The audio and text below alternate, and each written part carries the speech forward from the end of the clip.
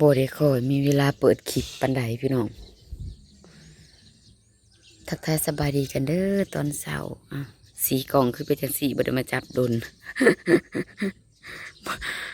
สิ2-3 มื้อจับเทื่อหนึ่งพี่น้องทักทายสบายดีกันพี่น้องมื้อนี้น้ำหมอกแห้งเย็นน้ำหมอกเมื่อวานนี่ลมพี่น้องอากาศกะเปลี่ยนไปเปลี่ยนมาอยู่ลีซีกล่องเป็นแบบนี้บ่พี่น้องจะได้ก็ฝากเบิ่งฝากส้มเด้อพี่น้องเด้อส้มแต่ต้นจนจบแล้วก็บ่ขามโฆษณาแน่พี่น้องบ่ค่อยได้อัพคลิปปานใดพี่น้องยิงตามเวลาเนาะเอ้าเป็นน้ำกล่องฮะบ่วะจับกล่องหน่อยนั่นมาใส่กล่องหน่อยนี่คือบ่คือกันเนาะพริกผักพายผลปลูกกำลังพี่น้องกำลังแส่ในหอมอีกสิเกียมหวานอีกมื้อหรือมื้อแรงประมาณนี้แหละมื้อวานนี่เอาฝุ่นมาใส่พักพี่น้องแต่ก็ไม่ได้ถ่ายคลิปดอกได้เห็นบอดสีดำๆนะเอาฝุ่นขี้งัวเพิ่นมักใส่ขี้แกบบ่จอยนะใส่ขี้แกบแล้วมันบ่งามเห็นบอกผักบัวกับใบแหมเอาอันฝุ่นขี้งัวมาใส่ตืดขึ้นได้บ้านี่บรรยากาศก็เย็นพี่น้องตอนเช้านี่เย็นตอนสวยมานี่อากาศอุณหภูมิก็สิสูงขึ้นเพราะว่าน้ำหมอกหลายแดด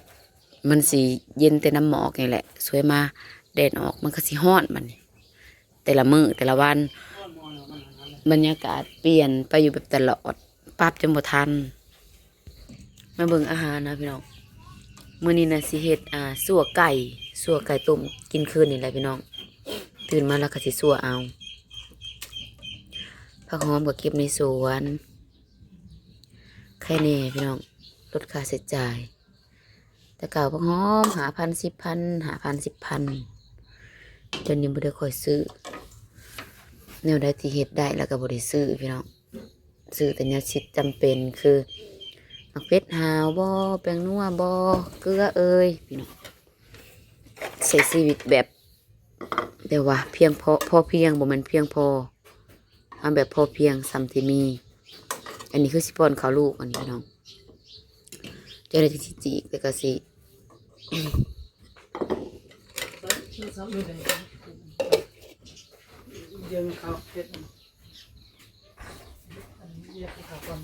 เรียกให้ไผ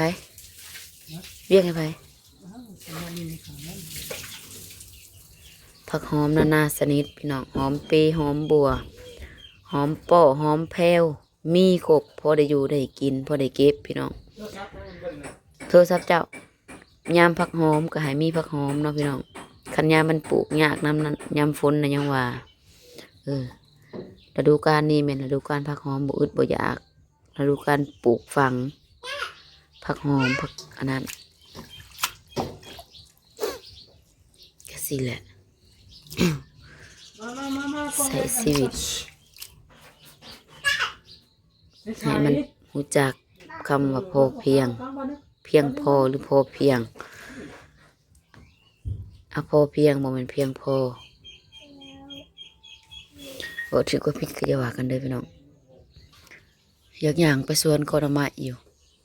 บ่มีเวลาได้ย่างไปดอกพี่น้องตื่นมากันนี่แหละทั้งเฮ็ดกินทั้งป้อนข้าวลูกดอกผักแพรวพี่น้องอยากให้เบิ่งดอกผักแพรวสมังงามแท้แบบดอกซากุระเลยคล้ายๆสีมันคล้ายๆกันเลยพี่น้องสีขาวสีชมพูเนาะสีขาวกับบ่ขาวแดงกับบ่แดงพอดีเป็นสีชมพูงามมักถั่วคือบ่เห็นขึ้นเฮ้ยใส่ปุ๋ยบ่อีเมเอาปุ๋ยไว้เอาปุ๋ยมาเล็งใส่นี่เจ้าว่าชัดจวดบ่จักซ้ำนี้แล้วตอนยามหน้านี่อีเมใส่ปุ๋ยนี่ใส่ปุ๋ยมันน่ะสิถามอีเมก็สิเอาปุ๋ยมาใส่มื้อแรงแล้วก็สิรดน้ำมาแล้วก็ชัดจวดเลยแล้วบัดนี้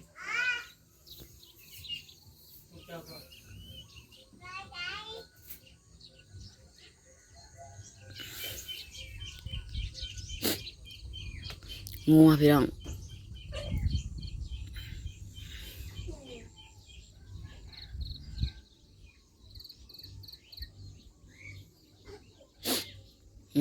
อีน้อยตื่นมาโหทุญาดูลูกทุญางาม อืมพอเลยนะ เบิ่งมันพี่น้อง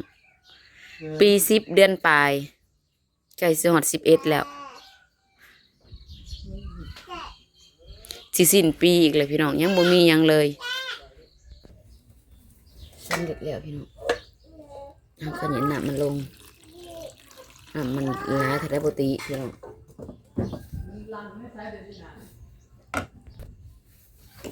เนี่ยน้ำมันบ่พอพี่น้องเอาอีกขอเสียเบิดเลยน้ำมันนัวแล้วเดี๋ยวสิมาปรุงเติมซีมึงอีกก็เด้อ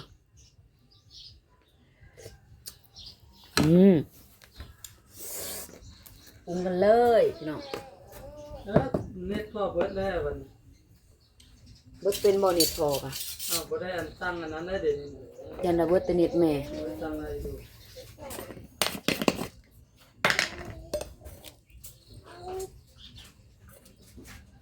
ร้อยบอกมิเลียมาปั้นข้าวไหม่ลูกเราเคยกินข้าวแต่เช้านะเอารถออกเลยเด้อเฮ้ยอยู่มาข้างนอกนะเอาเพิ่งโทรศัพท์แม่ค้า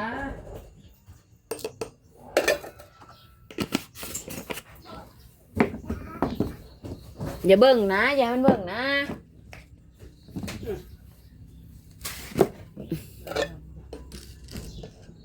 เป็นนัวพี่น้อง โอ้พักวัฒนสอนใช่ อยากซิมเลยยาสลาได้ขอบคุณ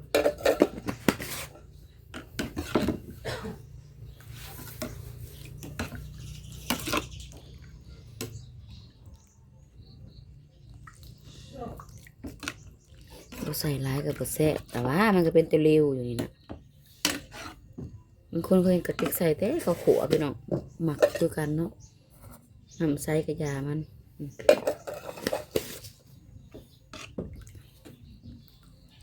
บ่มักเค็มข้นเพราะว่าบ่มักเค็มข้นเพราะว่ามักกระจาง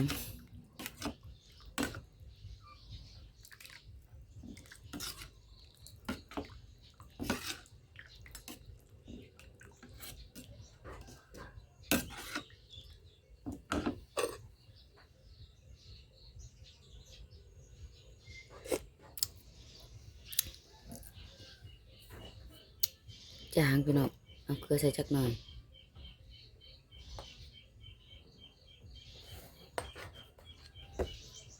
เอาผักหอมลงบ่นี่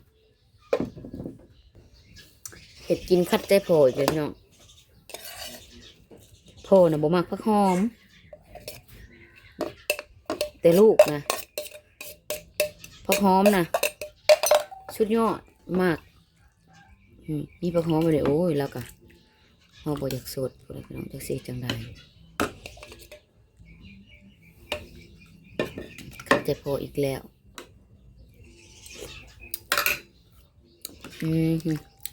แซ่บเลยหน้าตาบ่ได้แต่รสชาติมันโอเคเด้อพี่น้องถ้ามีผักหอมละลายแบบนี้เลยมันสุดเจอฮะรู้แหละ อร่อยเลยอร่อยเลยนี่แล้วก็สิมาเก็บอุปกรณ์ไว้พี่น้องเอาออกมาแล้วก็ต้องเอาเขาแล้วก็สิไปป้อนเขาลูกต่อบ่งดูความแซ่บตำหยังตำหยังตำมักทั่วบ่สากนะจับขึ้นจับลงบ่ตำทั่วตำถั่วเด้อน้ำมูกเจ้าหน้าหูดังเจ้าหน้าเฮ้ยสิใส่ยังบาดนี่ใส่ยังลงบาดนี่นะตำเนี่ยใส่ยังน่ะใส่อีหยังมีอีหยังเนี่ยเบิ้งค่ะสากกับปินขึ้นปินลงมีแต่หัวบักเทียมกับเกลือได้สิกินได้ในไซมักถั่วเจ้าหันสิเฮ็ดหยังสิเฮ็ดอีหยังบาดนี่ฮะอย่าถิ่มลงหันได้ตำถั่วอันนี้บ่ตำถั่วเจ้านะถ่ายคลิปแต่เช้าจนค่ำยังบ่จบพี่น้องต่อเมื่อกี้นี่หน่อยมันตำปลาแดกตำกะปิเปื้อนสารมุนวุ่นวายพี่น้องล้างถ้วยล้างบวงแล้วมาตอนแรงแล้วก็เสียนหนึ่งเข่ากระซิกแล้วพี่น้องนี่แหละเฮ็ดนั่นเฮ็ดนี่แล้วก็ คันสิมาถ่ายคลิปก็บ่พอจบแล้วก็มาถ่ายอีกนี่เมียนเฮือนเมียนซานอีหยังประมาณนี้แล้วก็แล้วพี่น้องเมียนเฮือนเมียนซานแล้วปัดหางนกหางหนูลงยิงแม่กับลูกได้แล้วเอาหมูไปซ้ำเห็นบ่ส่วนร้ายน่ะลงคลิปก็ฮอดสิบ่ได้เขียนหัวขอพี่น้องจักซำใดลงไว้แล้วก็เฮ็ดเวียกใหม่ไปเรื่อยๆขนาดอัน Facebook ตัวที่เฮาหลินประจำเฮาก็ยังบ่ได้ค่อยหลินบ่ได้ค่อยคอมเมนต์ไผเลยพี่น้องลางเทื่อเขาเจ้าคอมเมนต์มาก็ยังบ่ได้ตอบเฮาบ่มีเวลาจับดินโทรศัพท์อีหลีโลใดจักสิเฮ็ดจังไดพี่น้องมันจำเป็นเนาะพุ่นก็จำเป็นนี่ก็จำเป็นทาง Facebook อัน FC ทาง Facebook ก็ขอโทษขอหลายๆเด้อพี่น้องเด้อบ่ได้ค่อยสิตอบคอมเมนต์ยอมรับอีหลีลางเทื่อน่ะโพสต์ลงโพสต์ลงปลาไว้แล้วก็แล้วพี่น้องแล้วก็ยังบ่ได้ตอบได้อีหยังคอมเมนต์นะขอโทษขออภัยหลายๆพี่น้องยอมรับผิดเบิ่งอีกถ่ายคลิปนี่แต่เช้าพุ่นจนค่ำนี่ยังบ่ได้ลงคลิปยังบ่ได้จบคลิปอีกได้ถ่ายแต่ซ้ำนั้นแล้วก็จบมาตอนแรงจักถ่ายอีหยังตอนเช้าน่ะก็จนลืมพี่น้องแล้วก็มาต่อกันอีกจะได้ก็ฝากเบิ่งฝากชมฝากเป็นกำลังใจพี่น้องพอๆกันอีกคลิปใหม่เด้อเพียงเด้ออยู่ดีมีแฮงกับเบิดสุขสุขคนสมองสวรรค์ไผเบิ่งคลิปให้ได้จบๆก็ขอให้ร่ำให้รวยถูกหวยกันเบิดสุขคนเด้อพี่น้องขอบคุณหลายๆขอบคุณ FC ทุกๆท่านพี่น้องนี่แหละจัดสรรเฮือนใหม่อีกอยู่คลิปนี้พี่น้องแล้วก็สิสวยข้าวสิป้อนข้าวลูกสิอาบน้ำให้ลูกแล้วก็ค่ำแล้วก็สิลงเพจน้ำพักน้ำมีต่อบัดนี้อยากเอาฝุ่นมาใส่น้ำพักอีกพี่น้องแผนการชีวิตเนาะ แผนการในแต่ละมือพี่น้องคันเอาเห็ดถ่ายคลิปไปน้ำเห็ดไปน้ำผัดมาผัดแข่งกับเวลาพี่น้องก็มันแข่งกับเวลาเสียดหมดแล้วยากลูกแน่บัดนี้นะประมาณนี้แหละคันว่าลูกสำนักหมูแล้วเฮาก็บ่ได้สนมกสนใจมันก็ไข่ดอกกินข้าวก็เห็ดทอดไข่ให้มันแล้วมันกินเองมันก็ยังไข่อันนี้บ่ต้องได้ป้อนเด้พี่น้องเสียเวลาป้อนข้าวลูกอาบน้ำให้ลูกอีกเห็ดยังก็แล้วอีกอดเอาพี่น้องลูกก็เริ่มใหญ่ขึ้นมาแล้วอดเอาเด้อพี่น้องเด้อจังได๋ก็ฝากเบิ่งฝากชมฝากเป็นกำลังใจเด้อพี่น้อง